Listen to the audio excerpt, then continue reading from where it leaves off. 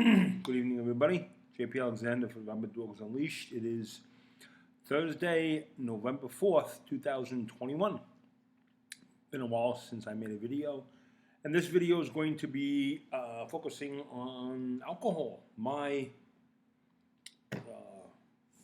experiences with it. Yes, kind of rundown of my life drinking and my life not drinking for the past little over a year. October 13th, 2020 was the last drink I had. I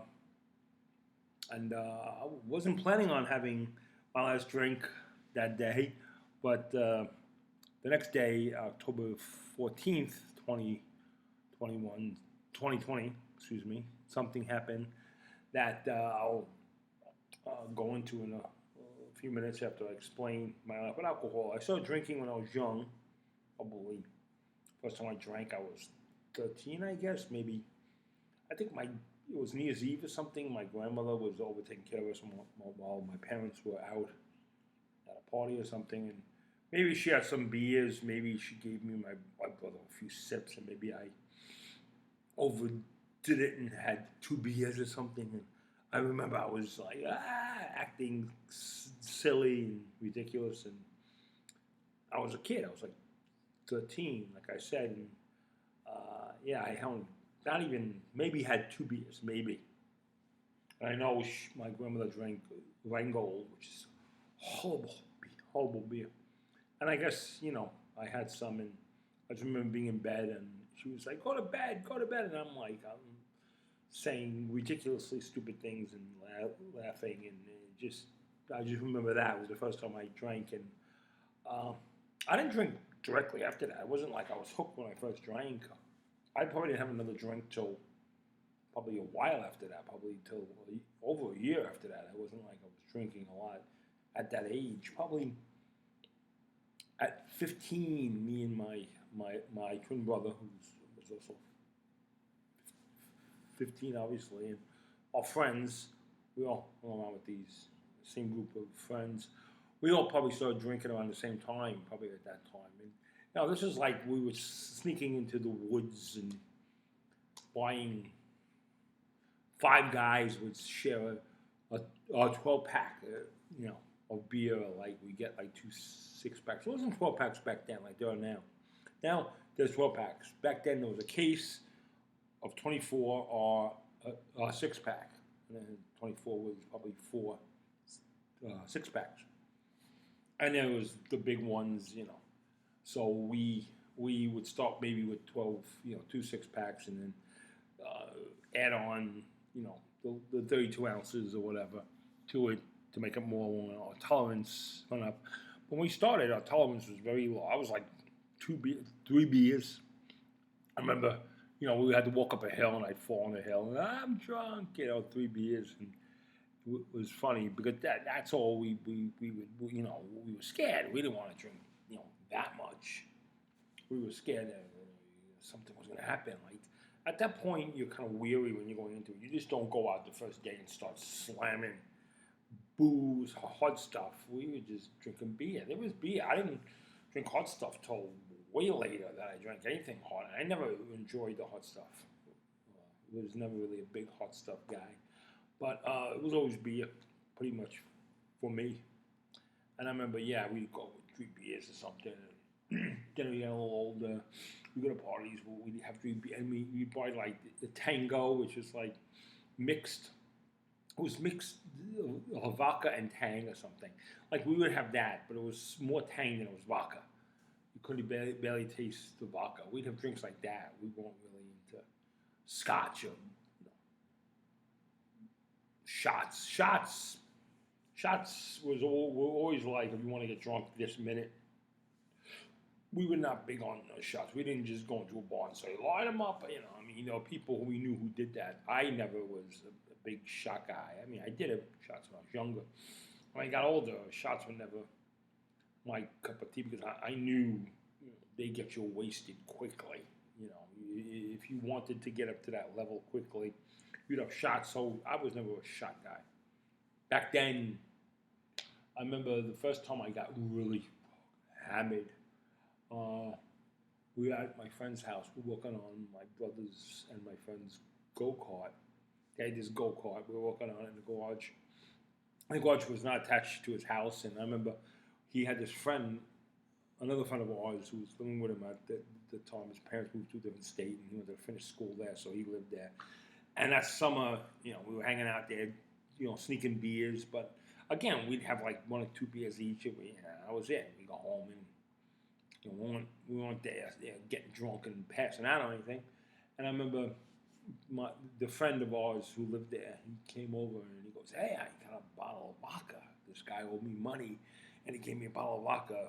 It was probably from his parents' liquor cabinet, and he owed him money, and he said, 'Here, take this bottle of vodka.'" So he came, he came back to the house and he says to me, "Hey, John, come on in and we'll have some vodka." And I said, "Oh, okay." That time I never drank vodka in my life, So what he did was he said, "Let's play quarters," and then my brother and this other guy, it was 4 of us. Me and my brother and the 2 guys lived in this house, and we sat around and we play quarters where you hit the quarter on the table and it goes into the glass or whatever. And if there was beer in the glass, like this much beer in the glass. So what happened is, he flipped the beer into the glass. Now what you had to do is when that happened, you had to drink a shot of vodka and then the beer, and then take the quarter out of your mouth because you play that normally with beer, and then it'll take you a while to get drunk, but you're gonna get drunk, and because only this much every time you get the quarter in, you don't drink it. You point to somebody like this. If you point like this, you got to drink. You point like this, the guy who you point to has to drink. It's stupid. That's just the way we played. Anyway, but he had vodka, and he's like, "Well, you can't play with just straight vodka, so do the drink the beer, and no, drink as soon as you get it in there, in the beer, you drink the shot and you drink the beer. The beer is a chaser. Sometimes they mix in your mouth and you drink it, so it didn't take long for me to get wasted. I was 15 and I was so wasted. I just remember I could barely make it home on a bicycle. My feet couldn't hit the pedals. I didn't, I remember just, being in bed all night, sick as a dog, not liking that feeling at all. Of course, that wasn't the last time I got drunk, but just not liking the feeling of getting drunk. So my friends had a good level of alcohol, use through all our life, probably a good, probably total I left. No, really not. No, probably a little bit before. Probably, we drank probably a decent amount till mid-90s, I guess. So probably a good 15 years. We, got up to a pretty good, tolerance and went to bars a lot. And all life was around bars and drinking. Everything was drinking. It was skiing, drinking. You go to movies, you bring alcohol. You just bring alcohol everywhere we went. So yeah, we kept up, but none of us were really what I call alcoholics. We liked to drink, but we always waited till the nighttime to drink, and we didn't, pass out in bars. We went to bars as friends, and we all left together, and no one was in bars till like, I guess passing out in bars. We didn't do that kind of thing, so we weren't that bad. It was people who were way worse. Again, this is a lot of what alcoholics say. Oh, there's people who are way worse than me. But seriously, I never, we drank more than the average person, sure. But there was a lot of people who we knew who drank way more than us. We were young. We were just experimenting, And we learned there was drugs too. I never got into drugs. Never got into any drugs. Not even pot. I always hated pot. I never got into anything else. And even drinking. Never got into the hard stuff. It was always primarily beer. And then it wasn't even wine until I went overseas back in 2000 when I first went overseas. I started to drink more wine, let's say, at dinner in France, and I started drinking more wine, let's say, but not the hard stuff. So we were doing that and then before I left the States and before I left New York in 1999, I was not drinking that much at all. A lot of my friends had gotten married. I was working out a lot, going to the gym a lot, running a lot.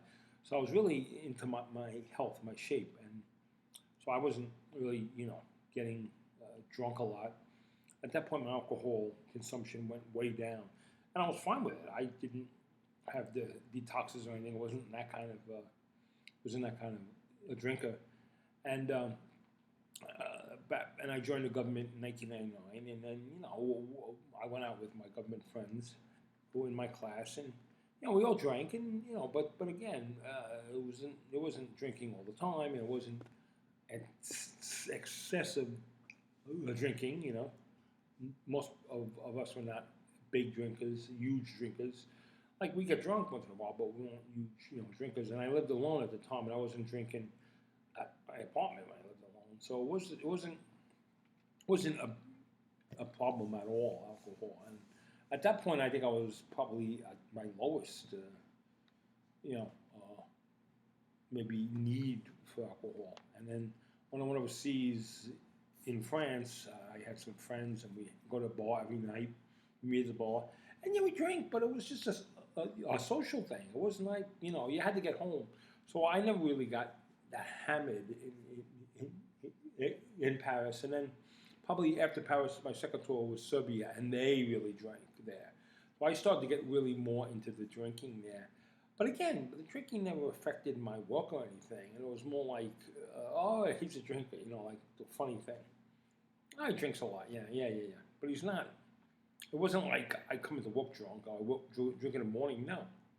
And I went through that, and then I got married, and my alcohol went down again, and then we had a kid, and I broke up, and my alcohol went up again. Then 2013, I'm fast forwarding a lot, but 2013, I had a diving accident, and then they checked my heart, and they said, "Oh, your heart's really bad." And that's not just from diving. The diving didn't help it, but that's from drinking. I go, "Really?" They said, "You don't have a great heart, and the drinking has caused your heart to have an irregular heartbeat, rhythm, arrhythmia." And I was, "Really? I don't drink that much." And they said, "Yeah, it'll be, best if you get a defibrillator put in." And the government's going to pay for it. Well, if you're overseas, the government you're back in the States, the government really doesn't, really jump on you too much about your health, because if you die, it's all on you. But if you're overseas working for the government, you die, it's all on them. So they really want you to be in good shape. So they were like, "Well, we'll pay for you to get a defibrillator." I was like, "Okay, great." And the doctor said your heart is not strong, and defibrillator could help when your heart stops. It's not going to be doing anything normally. It's just hooked up to your heart. In case your heart stops, it'll pump you back into life. With the shock, shock you back into life. And I was sure, yeah, put it in. So they put it in Singapore in 2013, and I stopped drinking for a few months because I was scared. It's like you scared me. So I stopped probably for 4 months, 5 months, something around that, and then I got back into it. But I didn't get back into it heavily. I wasn't slamming, So I got back into it, but just sociably. And I was training for triathlons. I did 2 triathlons. When I was living in the Washington D.C. area around that time, 2014 to 2016. So again, I was drinking,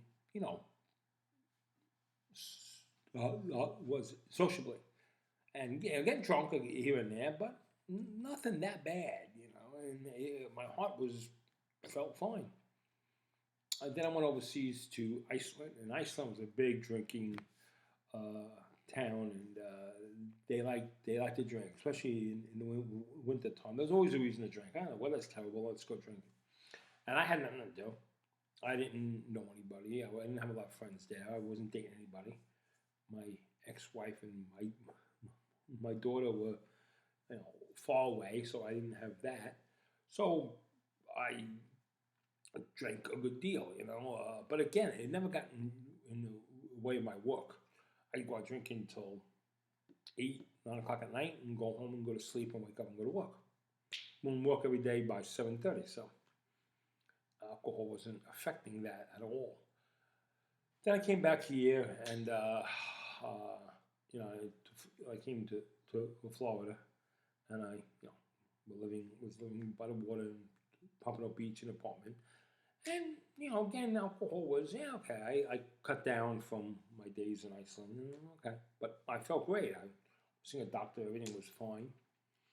Then the pandemic hit, and yeah, I wasn't working for a while. I was working from home. You had to log into, the computer at home once a day to say, hey, and then maybe once in the afternoon, once at night, before you left for the day, whatever. It wasn't really working. A lot of people who say they do more work at home than at the office, I find that hard to believe.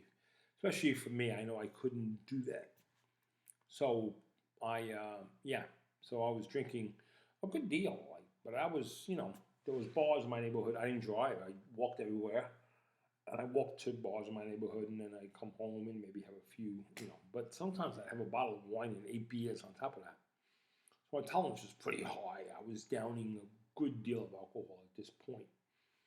Because I was bored. I had nothing else to do. So I go out to bars and start there, and then come back home and finish it there. And then in the morning I wake up and but I wouldn't wake up sometimes till 11 o'clock. So by that time I wasn't hungover anymore. And I go into the kitchen to take out the recyclables, and I couldn't even fit it in both my homes. You know how many recyclables I was drawing out with wine and beer, and again, not the hot stuff. So I didn't think it was bad. I thought, even having this, I thought maybe they misdiagnosed me. I don't find a problem. And for 8 years, I hadn't had, 7 years. Yeah, 7 years. I had it in. No problems. No, it didn't go off ever. It was never a problem. I never felt bad or sick or anything during those 7 years. Then one day I went out and I was at a bar in my neighborhood. And I started drinking in the afternoon after, maybe 3 o'clock, and I was having beer. I think I had some food. I'm not sure. Maybe not. I don't know. I just was drinking a lot of beers, and I remember I got kind of drunk in the bar. But I wasn't. I remember going home. I remember going home because it was really bad. I remember leaving the bar. I felt good. I just went to the bathroom, did number one, but I didn't feel like I had to do number two. And the thing about drinking is, when you're sitting down, you're fine. When you get up and your body, things start moving around, especially when I got older. When I was younger, I never had this issue. I'd go running miles, I was drunk. We were drunk once, me and my friend, and we went running 5 miles while drunk. We were fine. But at my, advanced age, things start moving around a little more. So you might have to, go to a restroom rather quickly on a spur of the moment sometimes. But if you're home, that's easy. But if you're on the street, but I left the bar and I felt fine. I didn't have to go.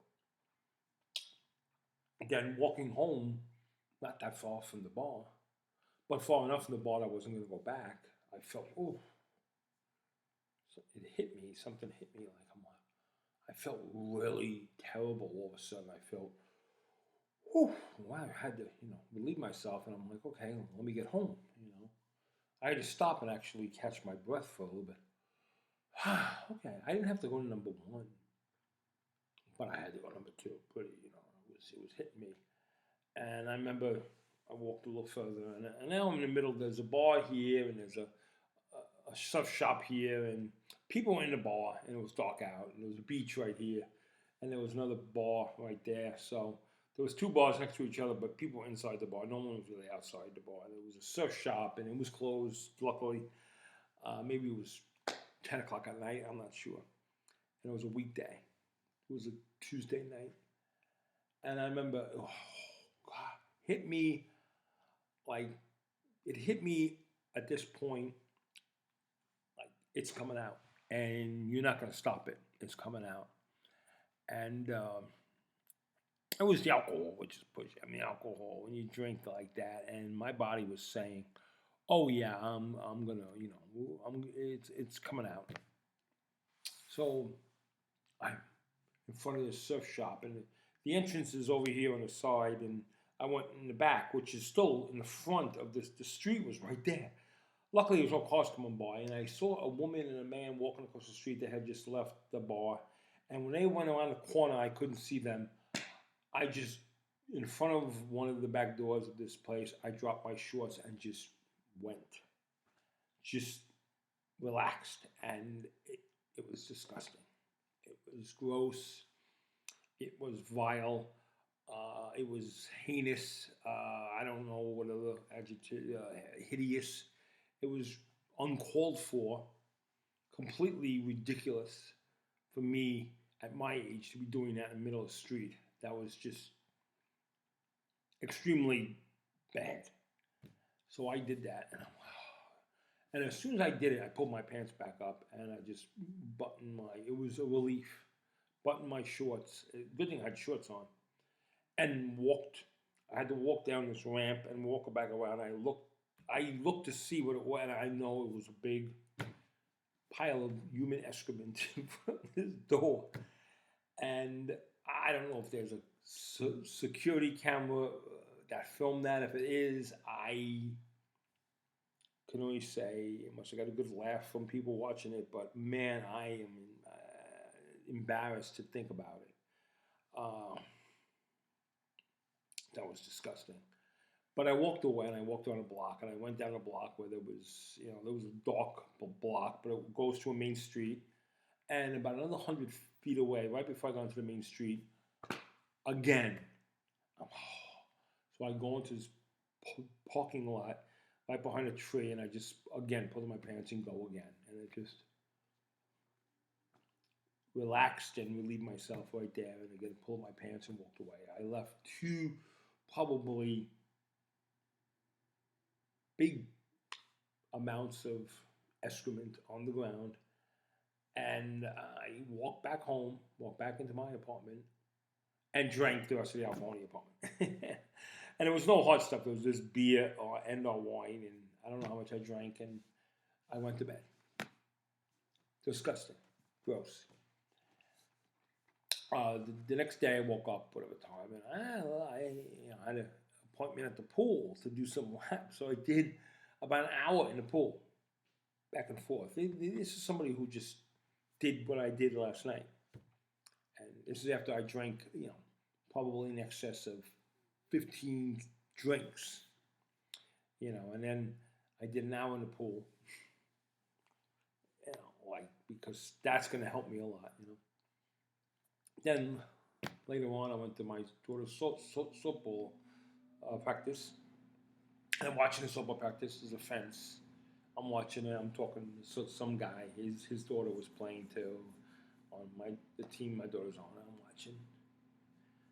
Then I'm texting this girl that I met on a dating site, and we were supposed to meet later that week, like 2 days later. Oh, we're gonna trying to come up with a place we're gonna meet. So we're going, back and forth with each other. And I'm looking down and I'm texting. Then suddenly I look up and I felt a feeling I had never felt before in my life. And it felt odd because I had never felt this feeling before. And it wasn't odd like I knew what was going on. It was odd like, oh, this is it. It felt, people would, ask me, what did it feel like? I said, it felt like game over. Game over. Like, you didn't feel you're standing. You didn't feel the feet under you. You didn't feel anything. You just felt kind of like, oh, okay. And that was it. It was over. Uh, I didn't feel falling to the ground. I didn't see falling to the ground. I just remember being like, putting my head up after texting her, and oh, I knew something was, I didn't know what it was, but I knew something was severely wrong. And like I said, it felt like, oh, so this is it. Like I said, game over. Like as soon as the game ends, whoop, game over. That's it. Kaput. No, whatever. Done. And then I remember hearing, "Oh, hey, you okay? Oh, hey, oh, whoa, you fell." I remember the commotion going on around me, and I remember looking up and seeing this guy standing over me, going, "Are you okay? You just fell. You know, you just went down." And I'm like, "Yeah, I'm fine." I got to my knees and I got up. I just walked up. I just pushed myself up off the ground and I'm standing. I got up because I was like, as soon as I was more embarrassed that I was on the ground. Like everything that just happened, I forgot. It was like, I remember it now. I remember it better now than I did then because right directly after it happened, what am I doing on the ground? I just got up like I was embarrassed for being on the ground. I'm like, no, I'm fine. And he's like, dude, you fell to and people around me, and there's women and men, and they're all like, you fell to that didn't look right. That didn't look good. I was like, no, I'm fine. And he goes, you want to have a seat? And he had a chair that he was watching and I said, yeah, I'll have a seat. So I took a seat and I sat in there. I'm like, oh, but I felt okay at that point. I felt tired, really tired. And he says, let me get you some water. Maybe you're dehydrated, so give me a bottle of water. I'm like, yeah. And I opened it and I started drinking it. I'm like, yeah, no, I'm fine. Yeah, I might be dehydrated. I wasn't dehydrated. And it's like he was saying, oh, did you not eat today? I said, no, I really didn't eat today. I really didn't eat that day. But I've never really passed out from not eating. So I kind of knew it wasn't that. I kind of knew what it was. It was, uh, my body's saying, it's over. Your heart is said enough. I'm not going to go any further. This is it. The alcohol you have consumed has stopped me from functioning. The irregular heartbeat that I'm going to feel right now because of what the alcohol is doing to your body is going to stop your heart right now. And, so I knew it was something like that. So I was sitting in a chair and this lady who was by me was like, oh, the ambulance is on its way. And I was like, whoa. I said, I don't need it. My daughter's here practicing. I got to drive her home. I got my car here. Ambulance, I don't need it. And she was like, I'm a nurse. And that wasn't normal. How you fell, that wasn't somebody who was passing out. That was, and what it was somebody dying is what it was. Just dying and falling to the ground dead. That's what that was. So, I went, the ambulance, they came and they were taking my vitals and they said, your heart, we're not happy about that. We want to bring you to the hospital. I said, okay. So somebody came over and she said, I'll make sure your daughter gets home okay. My daughter didn't see me fall. So she had no idea what happened. And then she came over and I said, oh, Daddy's just going to my daughter was 11 at the time. I said, Daddy's just going to the hospital and, the female coach will make sure, you get home okay. And tell your mother I'm all right. And, I'm leave my car here. It was actually my father's car. I was born in that. It was his convertible. And they said, oh, no, it'll be fine here. It was fine, but I didn't know that. I said, oh, you said, yeah. Don't worry about it.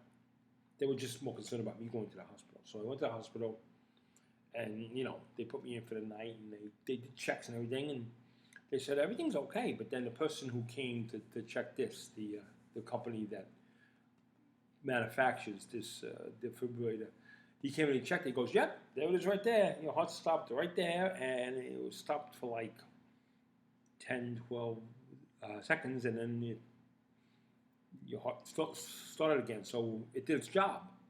But he said, "Did you feel it?" I said, "No. I just felt really like I said, game over." And then I look and they're above me, and he goes, "Yeah, that was probably a good 12, 15 in second time lapse. When your heart stopped, you know that was it. You fell to the ground because your heart stopped. Blood wasn't going anywhere. Not even going anywhere. You passed out, obviously, because your blood, you died pretty much. Well, not, you weren't technically dead yet, but your heart stopped.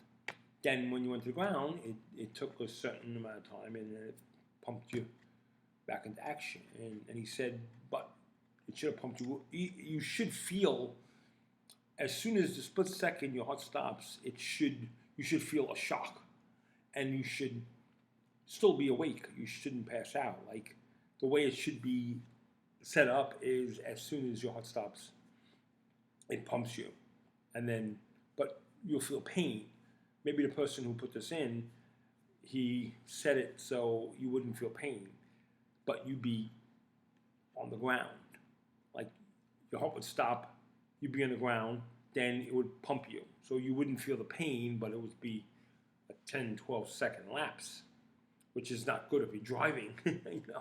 He said it should happen where you could still drive and feel a shock, and then still keep driving, but just feel this intense shock that would shock you back into action. Your heart would shock your heart back into pumping normally, and that didn't happen. But by the time it did pump you, your heart started again, and so now it's been okay since that. But there was a little break, and that little break was that 10-second break, and that's what happened while you were on the ground. That from when you felt game over and when you woke up on the ground and you got up was 15 seconds or something like that. I'm like, okay, well, then he adjusted it where it would shock me earlier. And for the last year and change, it hasn't happened again. And I pretty much owe that to not drinking. I was so, scared at that point that I got out of the hospital. I was in the hospital for on a Wednesday night. I got out Sunday afternoon, and they did all tests. They didn't find anything wrong. They said nothing except your heart. That's that's it. Your heart is your heart, and the alcohol is not good for it. And I went through the whole thing, and I said, "Well, I only drink beer." They go, "No, it depends." And this is what I'm going to say to people. That's really important to grasp. It doesn't matter. It's like everybody's different. Just because your friend drinks drinks 2 bottles of vodka a day for 40 years, and he dies from getting hit by a bus. And the doctor goes, "Right, he didn't have an heart attack. He doesn't. His liver's, he just was super human." Doesn't mean you're going to be like that. And you could, we've heard of people who had lung, cancer, who never smoked. A friend of mine, Tony, had one breast removed, had breast cancer. He's a man. How did that happen? I don't know. So sometimes things happen in your body that doctors can't explain. It just happens. Like my liver's fine. My brain is fine.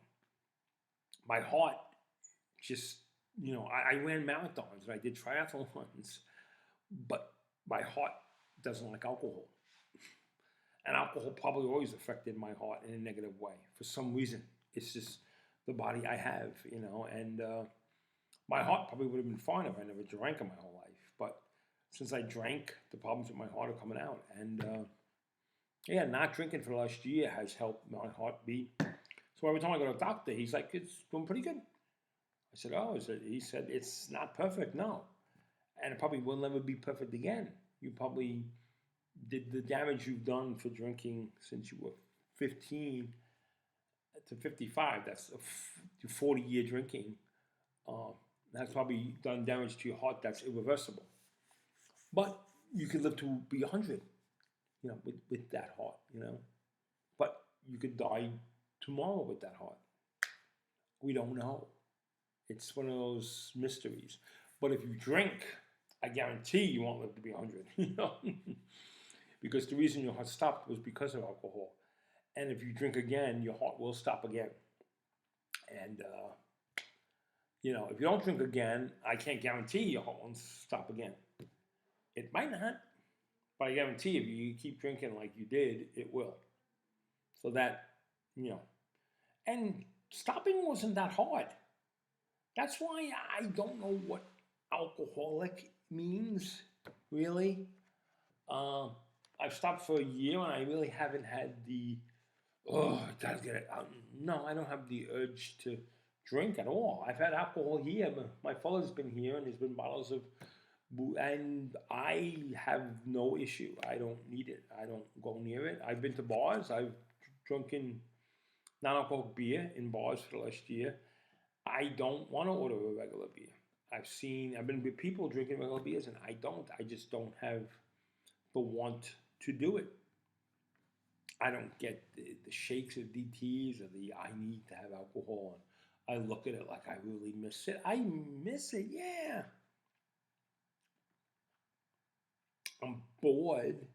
I don't know if I drank, I wouldn't be as bored, but you know, my drinking was because I had a lifestyle that kind of was revolving around it for a while. Here, I live in a house that I'm not near a bar. I'd have to drive to go to a bar. I don't like to drink and drive. Even when I did drink a lot, I would have a few and go home and finish it here. And I don't like drinking alone, even though I've done it, obviously. And I'm working now again. The COVID thing has been, I've been working for, you know, probably almost the last year, steadily, a few times a week, like 4 days a week now. I telework 1 day a week. So my life is not, alcohol is not a part of it. I don't really have any friends. I don't go out on dates. When I do, I have a fake beer, and I'm fine. So, when I lived near the water, I walked those bars all around bars all around me. So I walked the bars and it was easy. Now I can't, I don't have that lifestyle. So it's like, so I don't go to bars.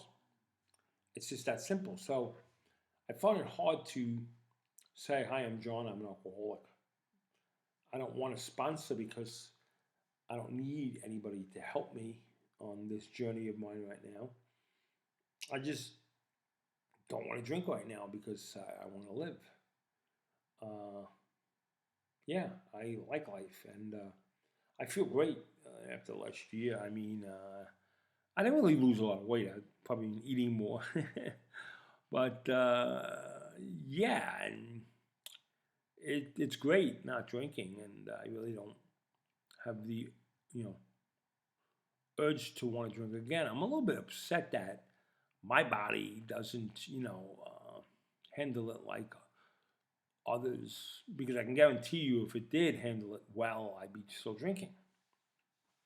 Because I enjoyed it. I enjoyed going out and drinking. Again, not in the morning, not drunk all day. No, I enjoyed going out at night, having a few beers with some friends or some people I meet. I'm always a fun guy when I'm drinking. I'm a lot more fun drinking than, I've been very boring for the last year, I could tell you that. And people who have probably met me in the last year could probably say, he's okay, he's an okay guy, he's kind of boring. Kind of, yeah. And before that, they'd say, John, he's a fun guy.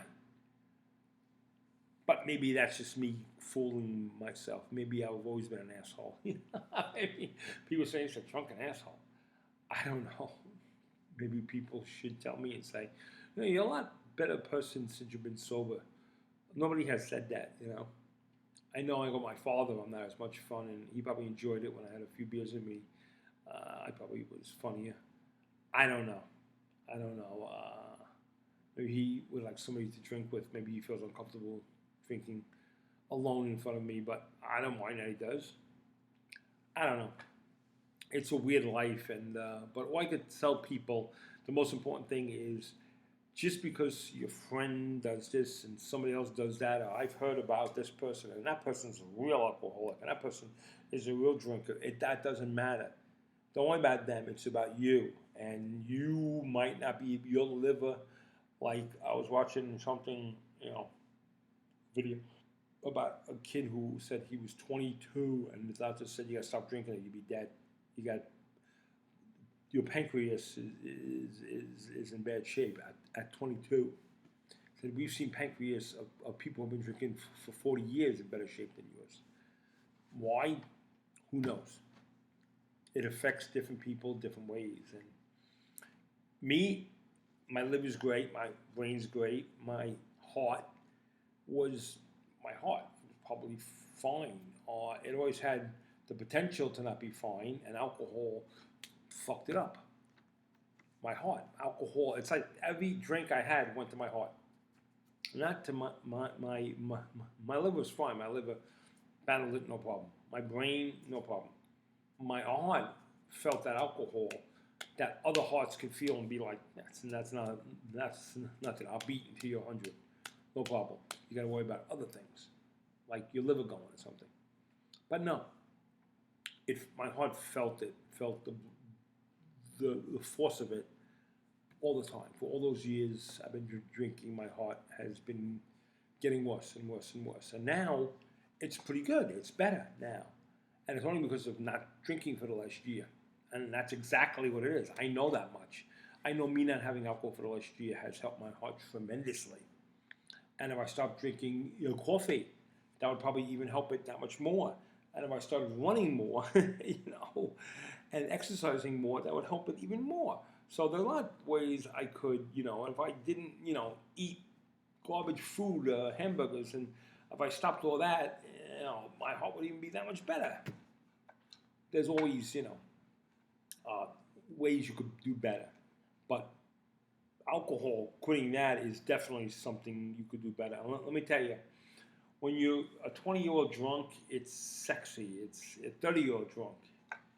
It's funny. It's Oscar Wilde-ish or something. You could write books or something. But when you're a 55-year-old and you're shitting in the middle of the street, that ain't a good look.